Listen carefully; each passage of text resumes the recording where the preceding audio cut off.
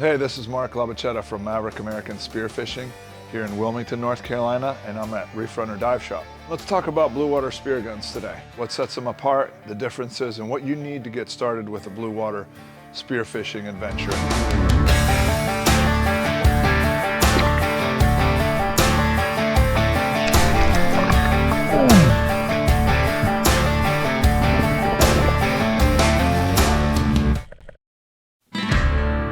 Let's talk guns here. There's a bunch of guns around me here.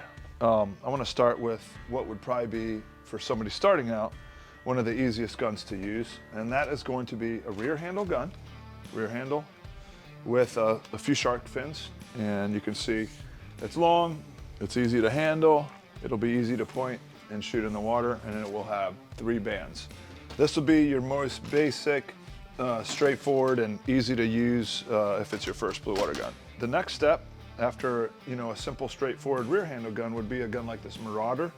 You can see there's an extra shark fin here, so you could load 3, maybe even 4 bands. The shaft is going to be thicker here.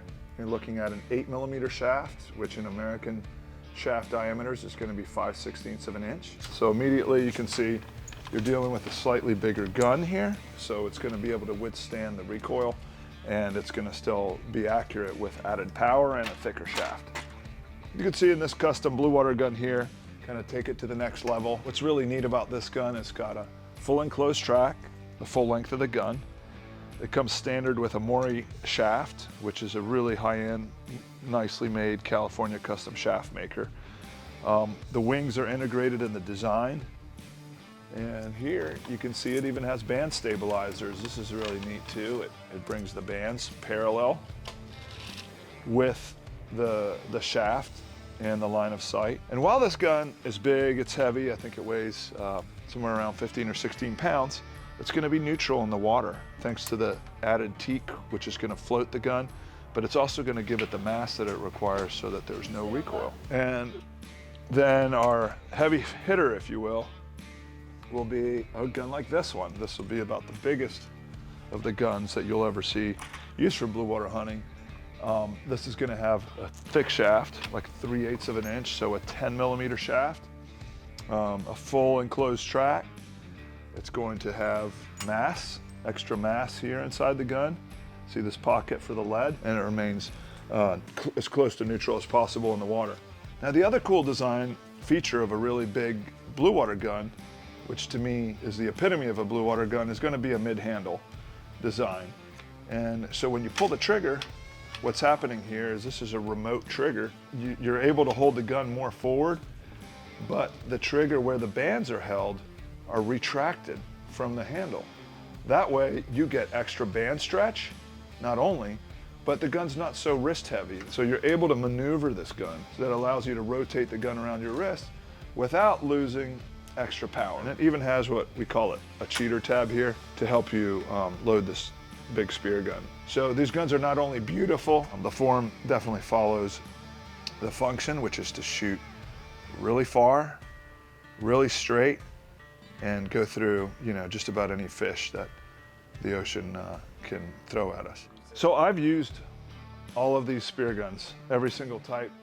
The big blue water gun, the favorite rear handle that a lot of divers just use, that's really straightforward. What I like to use is sort of a compromise between a big blue water gun and a rear handle. This is my hybrid, and this gun has a mid-handle section with a push rod with a remote trigger, which is a classic feature on any big blue water gun. I can use up to 4 bands on this gun.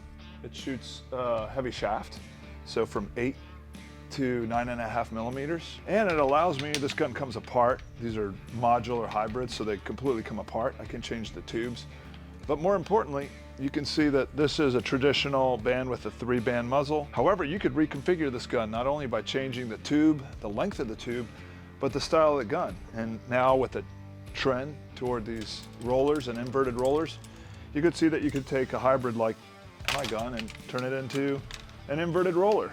And how do you do that? You simply change either the whole tube with the muzzle already put on it, or you just change out the muzzle and get a rig to turn this into an inverted roller design. So that flexibility with the fact that it's a hybrid, so it's not so big, it allows you to have more maneuverability, allows you to travel with it. It's a little bit lighter. And it's not just for blue water hunting, but it can be combined to be used for, you know, a number of suited purposes and uses. If you're buying a blue water gun, expect to pay over $1,000 for any good blue water gun that has 20, 25 feet of range. Some will claim even more. But remember, in spearfishing, 15 feet is a Hail Mary. So try to find a gun that has a claimed reported 20 foot of range or more. Make sure it has an enclosed track, 3 shark fins or more, preferably even a cheater tab if you're going to go the inverted roller or the upside down roller route. And if it's a traditional gun, like traditional gun with a muzzle with the bands in the front, enough mass to counteract the recoil of all 4 bands. And you can find that from a variety of manufacturers, like these hammerheads, these custom Jordan Hamilton guns, and the Rifes, and of course, you know, even our own line of custom hybrid guns that give you a ton of options. So I hope you've learned about what it takes to make a good blue water gun.